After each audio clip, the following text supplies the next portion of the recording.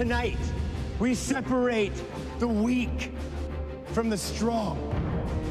If you don't make it through tonight, you're dead to all of us. Rooster, light the torch! Nice headband. That's Wyatt Russell playing a fraternity pledge master in 22 Jump Street.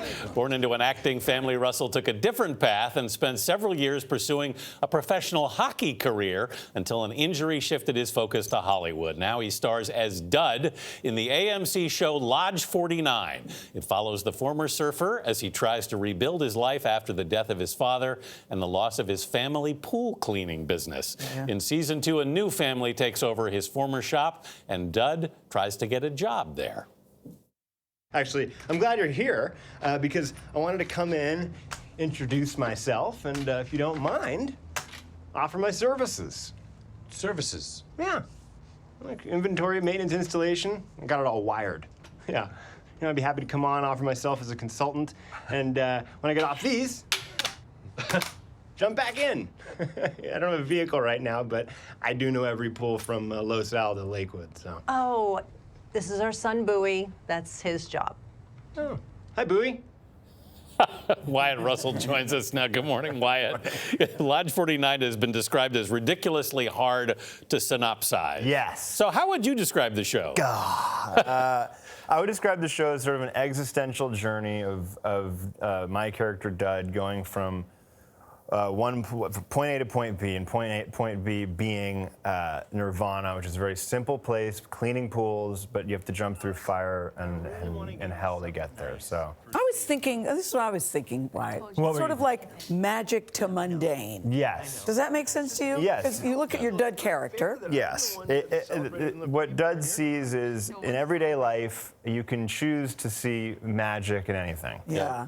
You walk down the street and you can the way a building is built, the way anybody presents themselves in certain ways. It's all part of the world we're living in. And it's But look magic. what's happened to him. He's had a snake bite, shark attack. His father's dead, yet he is still an optimist. Yes. And still really believes in life, and it appears to be searching for the meaning of life too. Yeah, Dud's an eternal optimist. Exactly. And everything that comes around, he sees in a light of positivity, and he tries to see through anything negative is not part of what he wants to be about. He's trying to look at the positive things in life, even through death and through the hard experiences that everybody experiences. The lodge that he joins, the social club. Yeah.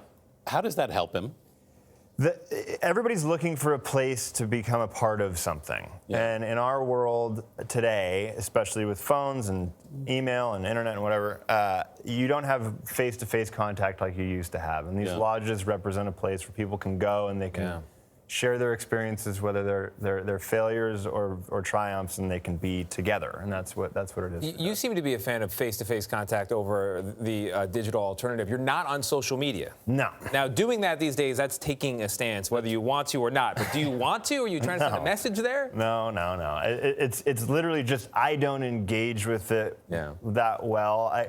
I'm a private person. It's sort of the last bastion of privacy in a way. I know I'm missing out on money or whatever, but it's just I find it's nice. I don't have to worry about it. I don't worry about what other people think or what I say, or it's not. I don't. Did you dabble in it and then get off? No, Well, when it first came out, it was all private. Yeah, Yes, right. You could control it. And you could control it, and you could see. I thought it was cool and I'm on it, but privately, so you can be with your friends. You can see what your friends are doing. But I don't really love the idea of someone in New Jersey feeling like whatever I do is somehow impacting their day. It's like or has anything to do with their day. Yeah, just don't. Or they're weighing in on your life. Exactly. Listen, I remember you when you were playing hockey. There were a lot of stories in the news because apparently you were very good at it.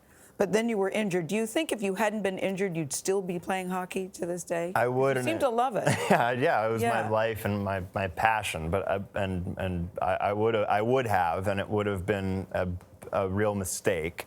Because it's a drug. It keeps you going back where you're going to go to some new country and Norway and play in some weird town and it's going to be great. But then you realize you come back home, and all of a sudden you're 36 years old. Right. You have no marketable So you're skills. glad, in a way, you're glad you got injured. I am. In hindsight, it was the best thing that ever happened to me, for sure. Because?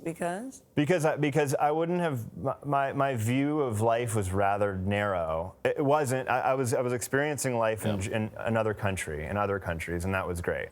But my view was narrow in terms of what I was going to be able to do and give in my life. But acting is solo and hockey is a team. The difference between the two, the lessons you learned with that, I think is interesting. Well, I think that the lessons that were similar, that acting, although it seems solo, is actually very team oriented. You know, I find that people that do it and do it on a high level that I've worked with all are very inclusive with the crew, with the people around you, they're all there to make you look good. Yes. Right. And the thing about competition in sports and hockey and acting is that in hockey, there's another person on the other side of that, of you trying to make you not win. That wants you to lose. Yeah. And in acting, everybody wants you to be good. Yeah. No one ever goes to a movie and is like, I hope this guy's horrible. That doesn't happen.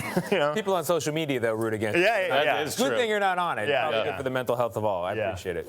Thank you for being here. Thank you for having me. Yes, and thank you for not talking on and on about your mom and your dad. Yeah, we somehow missed that. How did that happen? A private person. Yeah. Wyatt Russell, Happy thank you for very you, much. Wyatt Russell. Thank you.